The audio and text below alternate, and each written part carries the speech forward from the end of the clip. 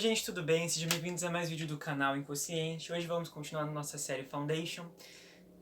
Eu acho que é o último conteúdo aqui de cálculo que a gente vai ter. E vamos ver sobre a construção de gráfico. Vamos dar um passo a passo. Esse aqui que eu vou apresentar para vocês vai ser um passo a passo, com os tópicos certinhos, explicados de como que vocês vão montar o gráfico de vocês. Então, a meta é que depois de vocês entenderem o conteúdo, vocês, ao serem dados para vocês uma função qualquer, vocês saibam como construir o gráfico através da análise da função e das suas derivadas. Certo? Então vamos começar com o passo 1, que o passo 1 vai ser basicamente determinar o domínio e a intersecção com os eixos. O domínio vai ser o intervalo que a gente vai trabalhar. Por que é interessante a gente já calcular o domínio?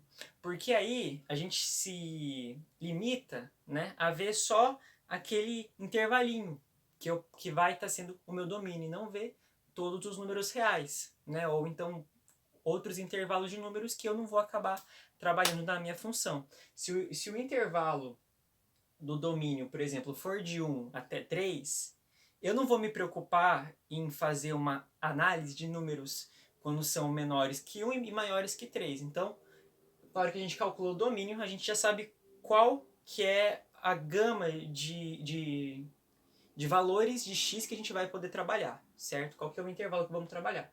E aí a gente vai calcular a intersecção com os eixos. Ou seja, quando o meu x for igual a zero, se for possível, né? E assim, quando ele corta o eixo y, ou quando o meu y for igual a zero, quando possível, e assim ele vai cortar o meu eixo x. Então, esse aqui é o passo número 1. O passo número 2, nós vamos definir quais são os pontos críticos, e a partir deles vamos fatiar a função e analisar os intervalos de crescimento e decrescimento da minha função. Então vamos lá, vamos começar com o que são os pontos críticos. Os pontos críticos, quando a gente calcula a derivada primeira da minha função, vão ser os pontos em que a derivada primeira que a gente calculou vão ser igual a zero, ou vai dar um valor indeterminado, ou não existe, certo? Então, você calcula a derivada primeira, viu que alguns valores deu igual a zero, ou não existem, esses são os meus pontos críticos. E aí, a partir deles, vamos usar eles para fazer essas fatiações e analisar esses intervalos nos quais a minha função foi fatiado e ver qual que é o sinal da minha derivada nele. Se ela está sendo positiva, ou seja, ela cresce, ou se ela está sendo negativa e decresce. Vou explicar para vocês a partir de um exemplo, eu acho que vai ficar mais fácil. Vamos supor que numa função aí f que a gente tem, nós vimos que x igual a 3 e x igual a 5 são pontos críticos.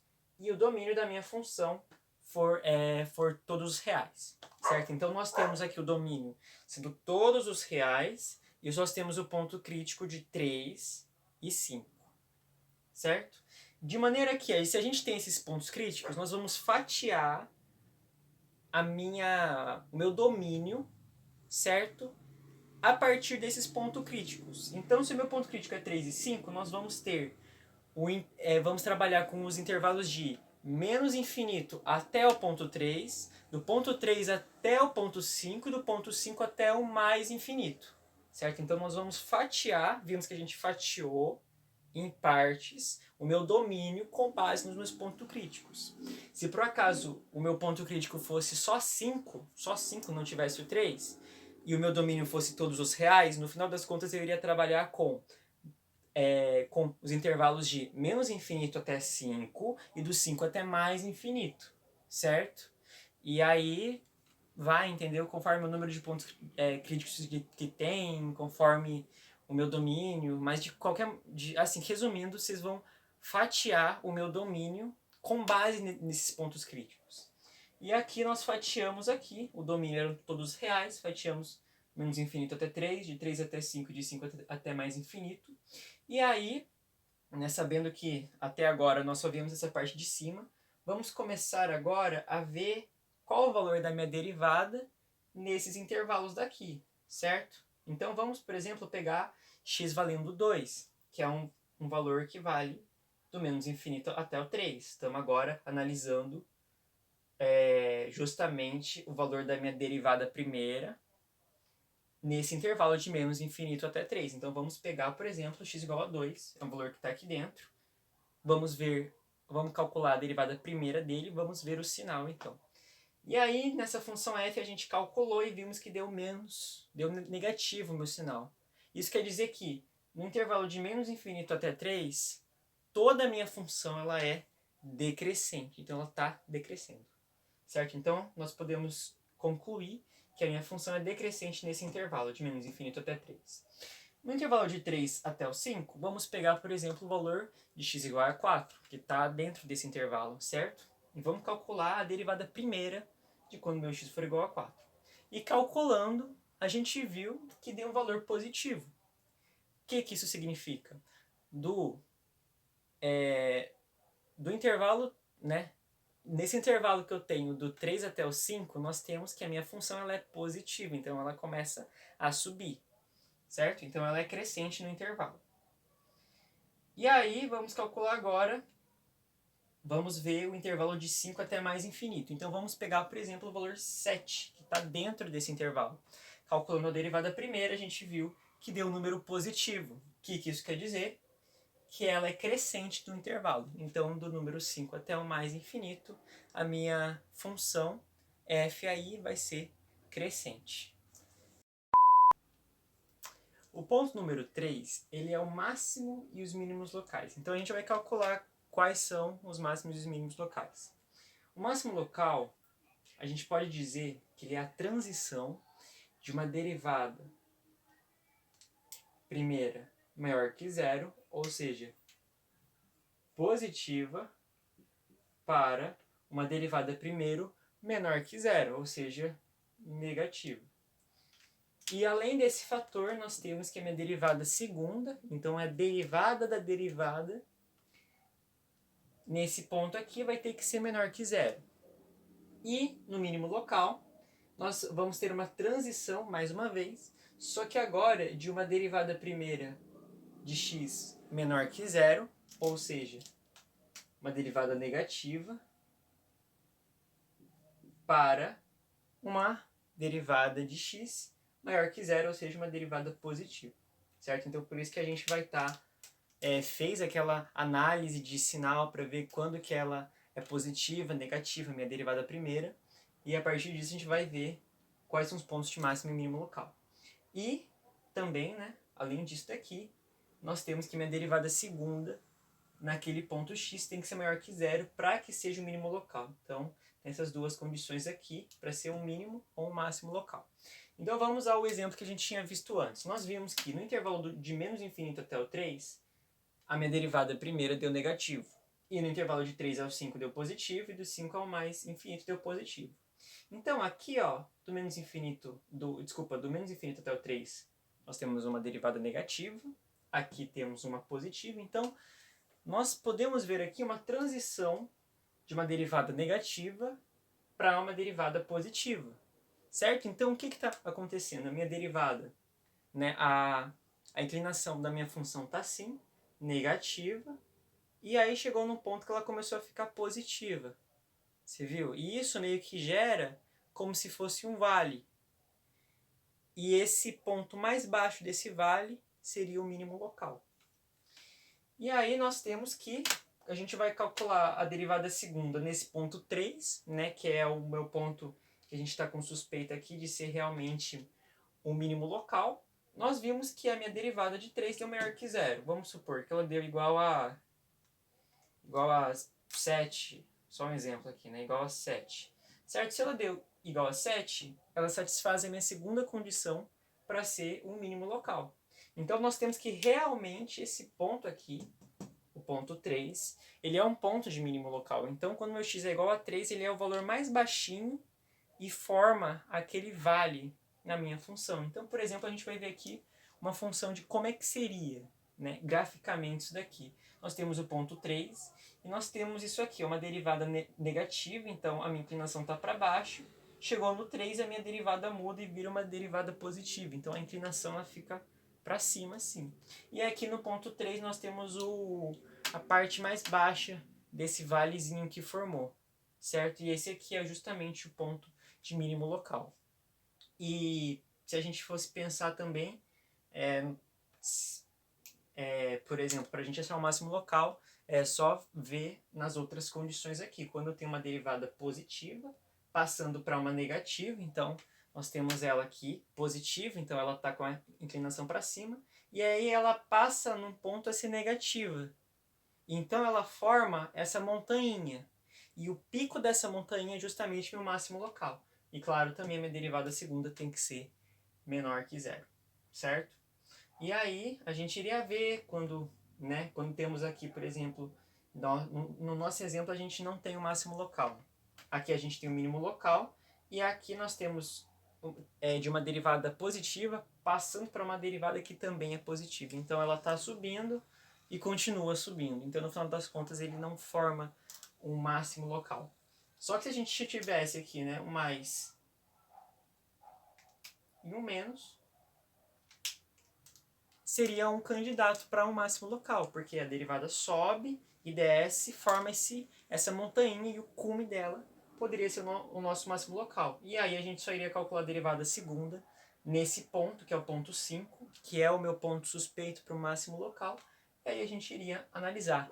Se essa minha derivada segunda for menor que zero, então a gente tem que realmente, esse ponto aqui, o ponto 5, ele é um ponto de máximo local. No ponto 4, a gente vai ver os pontos de inflexão. Vamos fatiar minha função e aí a gente vai também analisar a concavidade nesses intervalos que a gente fatiou.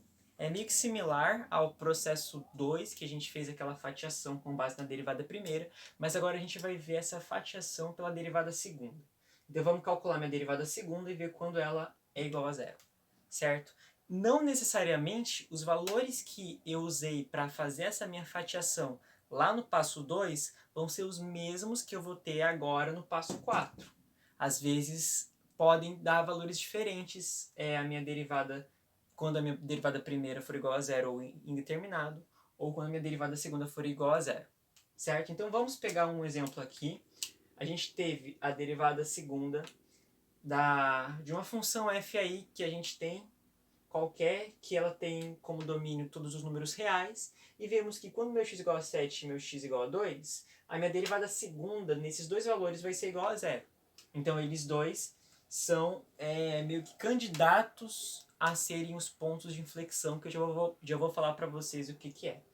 Então vamos lá, vamos fazer essa fatiação. Se eu tenho como domínio todos os reais, e nós vamos fatiar no ponto 2 e no ponto 7, temos os intervalos então de menos infinito até 2, de 2 até 7 e de 7 até mais infinito. Foi a fatiação que a gente fez aqui. E aí vamos calcular a derivada segunda de um valor que se encontra nesses intervalos e ver o sinal deles. Por exemplo, vamos escolher o valor 1 nesse intervalo daqui, de menos infinito até o 2, que nele se encontra 1. Vamos calcular minha derivada segunda e vimos que, por exemplo, a minha derivada segunda deu positiva. Então isso quer dizer que a minha concavidade é voltada para cima. Então é como se ela fizesse esse comportamento daqui, certo? Nesse intervalo. Então é como se ela tivesse esse uzinho.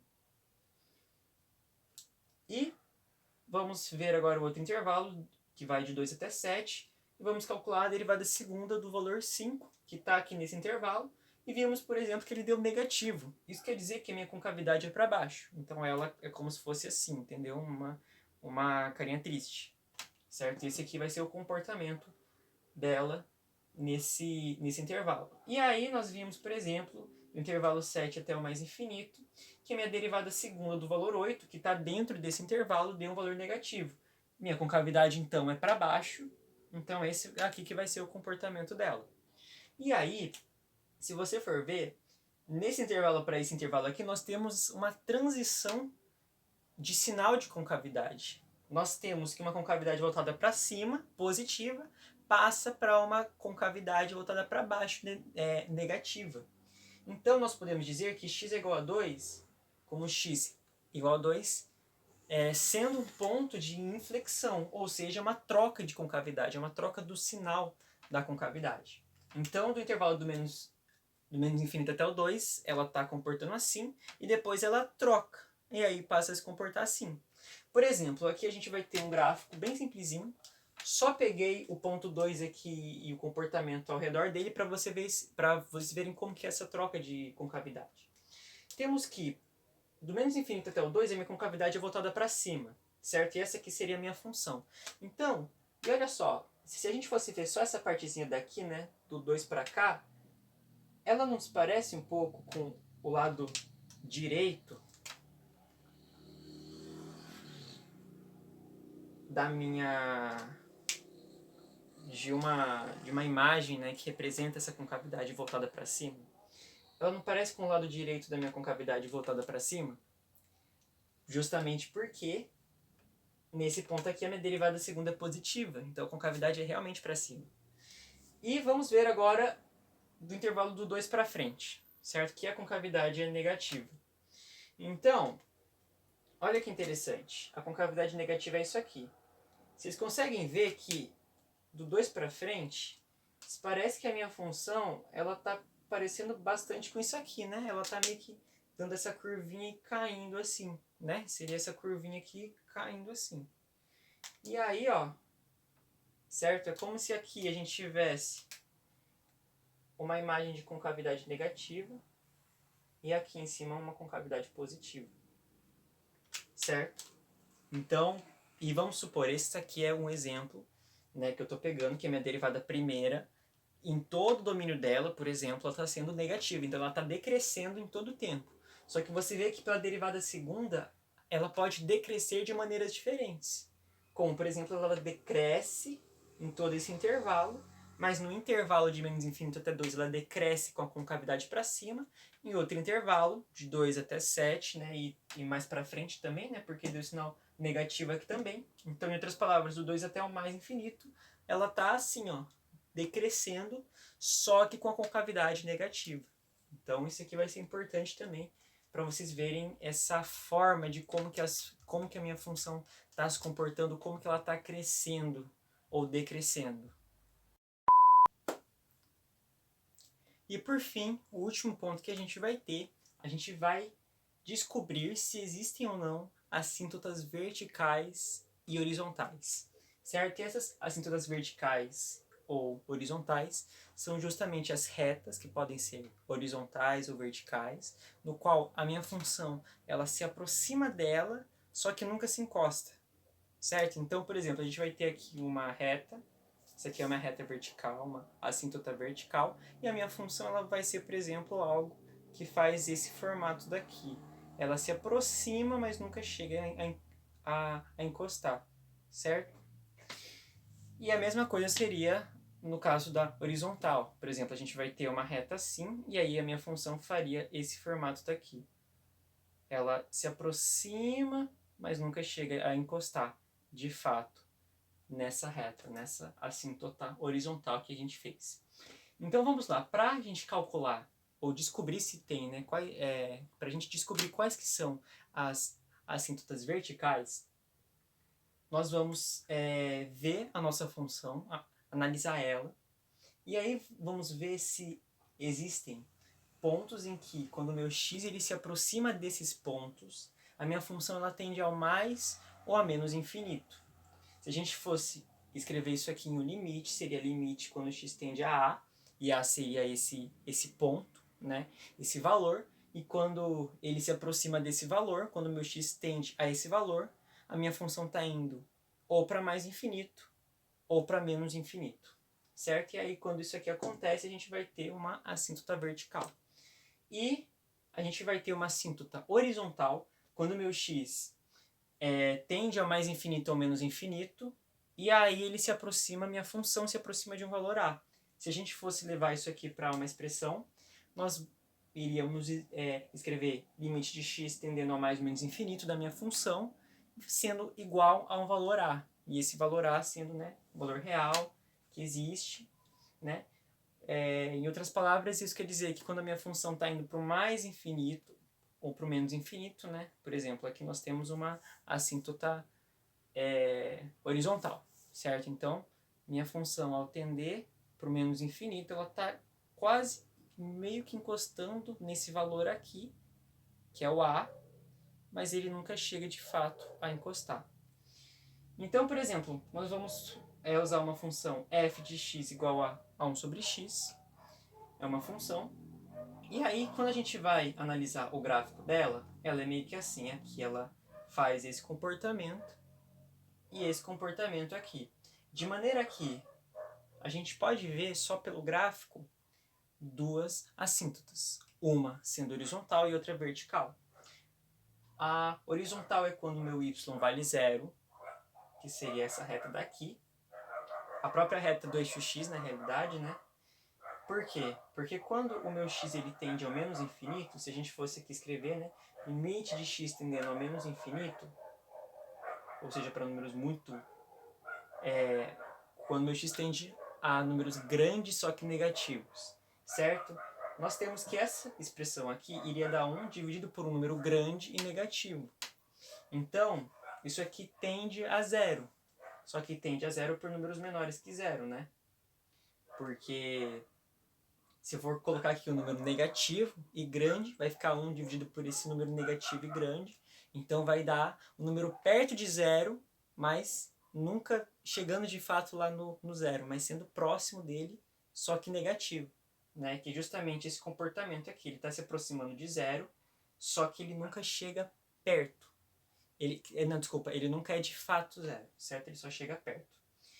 E a mesma coisa quando meu x tende ao mais infinito. Se a gente fosse fazer aqui limite de x tendendo ao mais infinito da minha função 1 sobre x, no final das contas x ele vai receber um valor grande, né? Então vai ficar 1 dividido por um valor grande, e isso vai resultar em números próximos de zero, só que positivos. Então é justamente isso aqui que ele está fazendo. Próximo de zero, está indo para zero, mas nunca sem de fato encostar em zero, e ele é positivo.